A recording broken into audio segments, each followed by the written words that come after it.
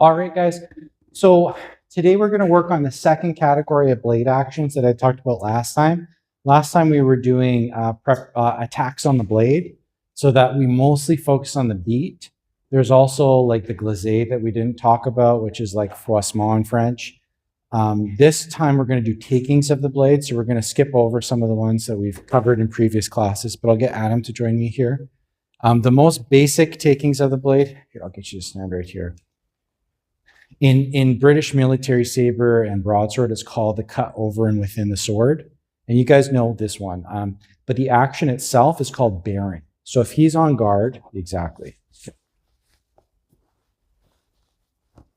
If he's on guard and I'm on guard and we're at a range where we can make contact with the blades, what I'm going to do is I'm going to pressure over top of his blade like this. And I want them to still be crossed at the foible, but I want mine to be a little bit over, maybe a little bit more towards the middle than his blade. So my edge and my sword is kind of pointed off that way to his shoulder. And if I can get my true edge over top of his flat, that's really ideal, especially if he's a person that goes on a medium guard, then it's really easy to do that. But even if he's a person that goes on an outside guard, I can pressure it.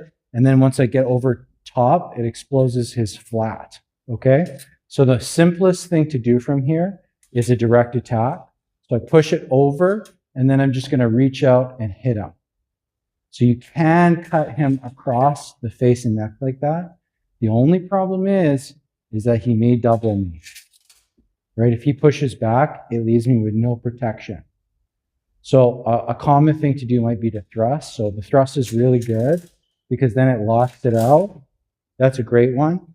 But if you can't thrust, for whatever reason, if you're out of position to do so, like maybe your point is too high, a cut that just comes straight in, and you see how my guard is still protecting me? It still locks it out. It still gives me opposition. Even if my hand is turned the wrong way, my basket is still going to cover it, right? Even if I do a horizontal cut across here, as long as I don't leave, I'm actually protected. Okay? So what you're going to do is you're going to start at close range, and you're just going to push the blade over, cut, and back, or push the blade over, thrust. Then you're going to take a step back, so that now I have to do it on a lunge, a short lunge, and then maybe a deep lunge. So now I might have to extend the arm to get that position and hit. Boom, cut. And then you're going to do it on an advanced lunge. So I'm going to advance and take the blade, hit, and back. Okay? So give it about 5 of the different ranges each.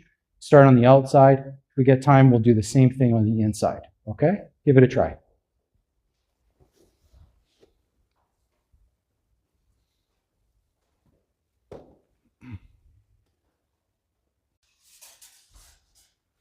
All right, everybody. So we're just going to do the same thing on the inside now. If I could borrow Adam again. So he doesn't even have to be on an inside guard necessarily. You could even just be on a medium guard, right? And so what I'm going to do from there is I'm going to take his blade towards the inside, and I'm going to do the same thing. Remember, if I leave, I can get doubled. So I at least want my hand to be in that vicinity. Even if I'm not actively opposing it, just around there will stop most stuff from happening, okay? So again, close range, I'm going to push up, right? Or I'm going to push, thrust. But give me a little bit more of your blade, because if I push it out, I want it coming back, right? So it's maybe right between my eyes, right? So I push out and hit with a thrust. Okay? So same thing, just the other side. Push, cut, push, thrust. Give it a try.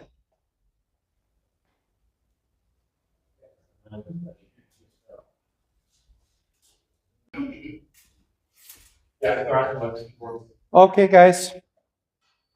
So that's really what the cut over and within the sword is. In classical fencing, so a little bit later on and in some other traditions, you also see those from the hanging positions. In broadsword, though, they say not to do it. They basically say bearing against the hanging guard is dangerous because it's easily slipped and you're probably going to get cut on the head. Okay, so I'll just kind of show you guys that. So if Adam takes my blade here, we're in hanging guard, and he tries to take my blade like you would on the, yeah, exactly like that. Take my blade. Yeah, like that. Like all that is really easy for me to hit. but you can do it anyway, okay? And the way that I would get him to do it is probably with a blade take and just thrust. Or over here, if I'm over here in a hanging position, if he just takes the blade on the inside, right? Boom, yeah, and then just thrust straight out. Boom. Yeah, if you give it to me, so go into a hanging guard, and I engage you on this side, pop, something like that. It does leave me a little bit open, but if I have my hilt kind of there, you can also do the flank cut. But the problem with the flank cut is it's definitely going to be a double, right? So a lot of times it's almost like a flick. So here, and then flick up and back, right? So I'm just saying you can do it. It exists, just not so much in broadsword. If you want to just try that once or twice, just so that you have an answer against hanging positions, that's fine. Okay, so let's try it just a couple times.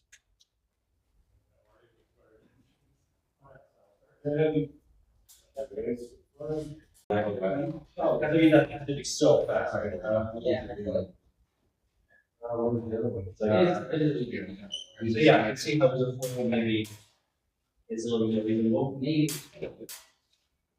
All right, guys. So we did like a basic taking of the blade, right?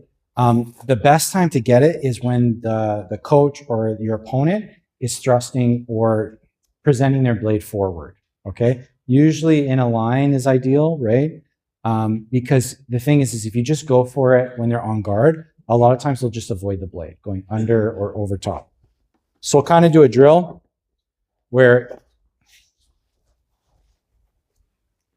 I'm just going to go for his blade and he's going to just avoid and hit me. And you can just, I'm going to search for it. Boom. Either side. If he wants, he can do it with a thrust too. Or underneath the point, right? Okay, so we're just going to do a few of those. And you can just kind of walk into it. So the coach, what you do is you just swipe at their blade, they avoid, and then you just walk into it.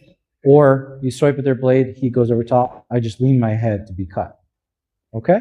Give it a try.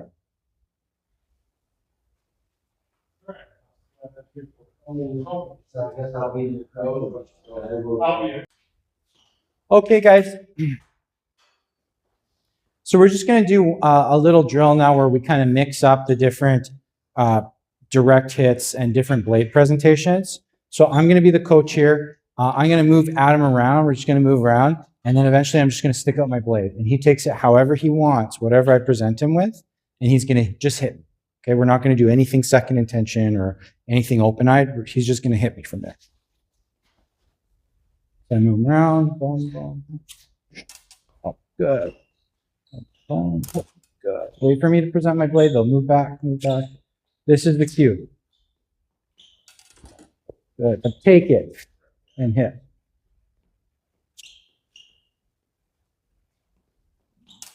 Oh. No, don't thrust me in the face. That's mean. That's mean. No, no, no. What are you doing? I'm gonna take it. No, that was a cut. Good. So you present to me. Up. Oh. Or other side, right? Or low, right? Oh. Okay. However you're going to take it. Okay? Let's try it one more time. You got this. Wait for me to do it. Yeah, yeah, good, good. Well, yeah, he got it. I knew you had it in you. You got it in your head there.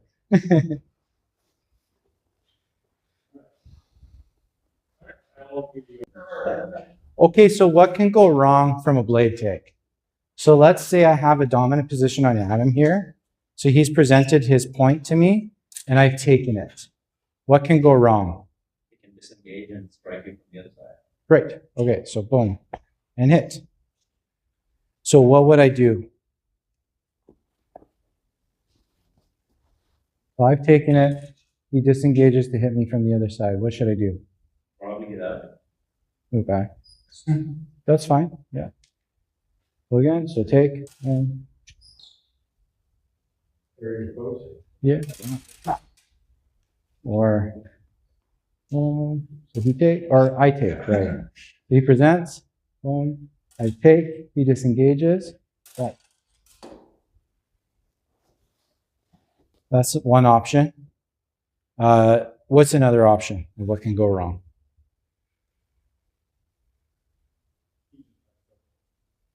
He backs up. Yeah. So what do I do?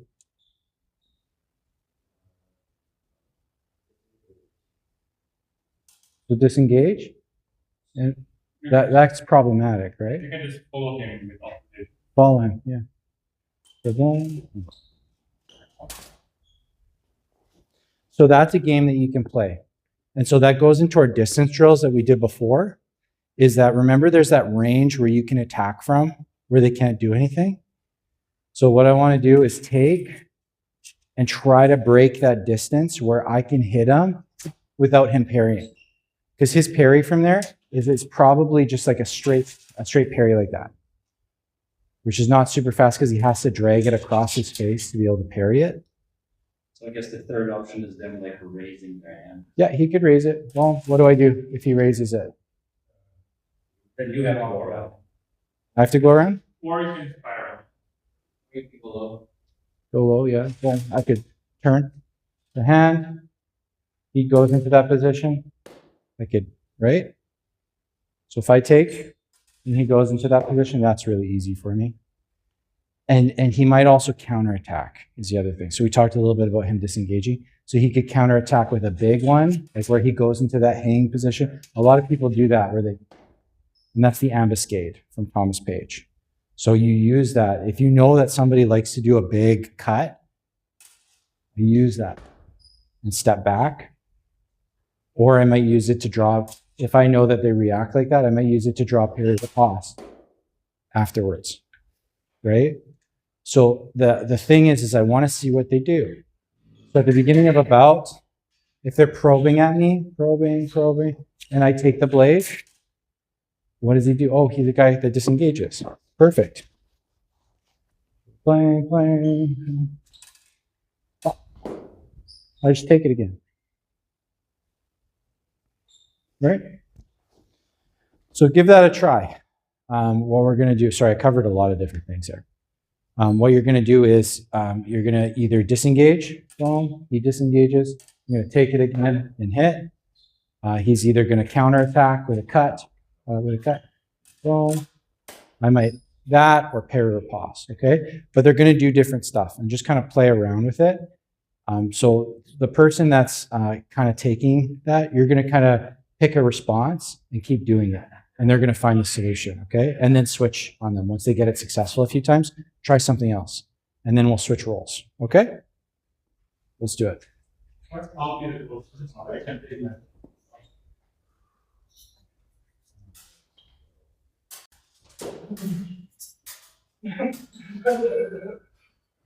Okay, guys.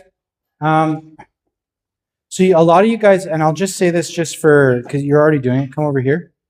A lot of you are already doing this, but you don't just have to take the blade laterally. So I don't just have to find it like this, find it like this. I can also, if I want to, say I'm on the inside and I want to take it outside, I just dip under and take with a circle. And same thing on this side. If I'm on this side, I can just dip under, take on this side, or go over, pull it back and take, or pull it back and take. Heck, I could even just pull my arm back and retake if I want to. All of those are totally legitimate ways of doing it. So then we're going to look at the other option, which is, and we kind of looked at this already, less that you'd want to take it from a hanging guard, and just that sometimes people present the point when they're trying to thrust you with the hilt high. Okay, so if Adam presents his hilt high and his blade low, so it's all like he's threatening a thrust at me. It's less like a hanging guard, right? And it's more like a thrust at me. What I can't just take it like this and hit, because he's going to parry and thrust me. And same thing on the other side, right? If I try to take it and I hit here, it's going to go right into his hilt. Okay, so I have to transport it. I have to move it out of the way. And so if I'm on this side, yeah, it can be either way. It doesn't matter. So all I do is I transport it over here and thrust. And there's different ways of doing that. So the first one is from small sword, where I take it inside and then I drop it low. And then I have to put my hand here to parry this. I have to keep it out. And in modern fencing, that's called a croisé. So you're going from inside high and you're just dropping the point down low and thrusting. And that's a really good one for rapier and small sword. It's tricky to do with the broadsword, but it does work. So if you're getting hit on your glove, wouldn't that be a point for them? If you get hit actively, but most of the time you're just putting it there, just in case they try to. Okay. A touch doesn't matter because you're really just defending the thrust, right? Maybe if I slid my hand across it really hard, but an incidental, even a little nick on me, better than getting stabbed. The one that I really like is I take here and I transport to this side and then hit. And it's just a little bit safer. Yeah. And that's called a liaison in French. And it's not really in broadsword. It's not really in broadsword. What it is in broadsword is when they present like that, I take and then I do the expulsion and cut. Or I do an expulsion and thrust, boom, and then thrust. But most of the time I'm going to be doing the cut. And that's called the cut under the, what's it called? The cut under the sword, I think it's called. So he just presents, right? Especially if his hilt is high. I take it to here, and then I turn my hand into a second position, and I cut over this way, and it expulses his blade. But I want you to try all three of those, okay? So take, flank and aid, get the flank cover there. Take, transport to second or octave. So the hand can be turned like this, or it can be turned into second. Both of those are good. And then take, expulsion, thrust, or cut. Usually it's a cut. Okay? So three of those. Let's try them.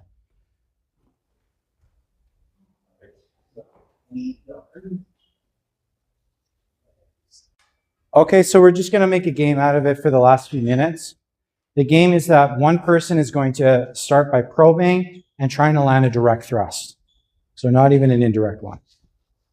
So I'm the coach, and Adam, his goal is to land something that starts from a taking of the blade. So my goal is just, let's see if I can land something directed. And it could even be maybe indirect too, okay? But not a feint, just a simple hit.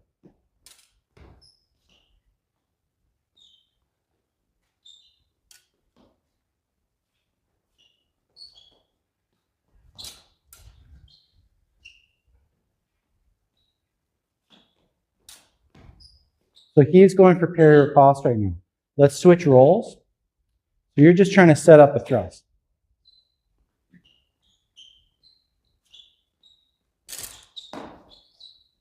Kind of was somewhere in between, but I took his blade and he came forward, right? So I would still count that as a point. Okay, but what I'm trying to do is catch him maybe extending and then hit. And he'll try to get away from it, okay? But that just basically creates the opportunities to maybe grab their blade. Okay? Give it a try.